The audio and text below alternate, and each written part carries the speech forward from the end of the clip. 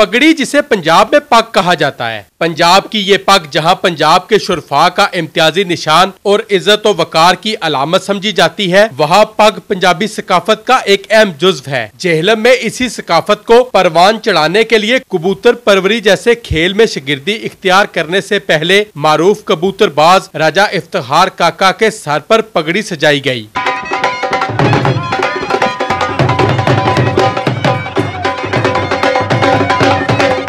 कबूतर परवरी कभी बादशाहों का शौक था, जो अब खेल की शक्ल इख्तियार करके दुनिया भर में मकबूलियत हासिल कर रहा है। कबूतर परवरी तो मुगलिया दौर से चलती आ रही है, लेकिन पाकिस्तान में ये अल्हम्दुलिल्लाह पाकिस्तान एक ऐसे पूरी दुनिया में कबूतर परवरी के हवाले से पाकिस्तान सबसे टॉप पे है। पूरे वर्ल्ड में मुख्तलिफ़ किस्म के शौक होते हैं, मुख्तलिफ़ किस्म की गेम्स होती हैं, उसी तरह ये जो कबूतर परवरी है ये भी एक खेल है। तकरीब में कबूतर परवरी के खेल से मुंसलिक अफराद समेत शहरियों की कसीर तादाद मौजूद थी, जबकि मेहमानों को डोल की थाप, नोटों की बरसात और फूलों की पत्तियां निछावर करके पंडाल में पहुंचाया जाता रहा।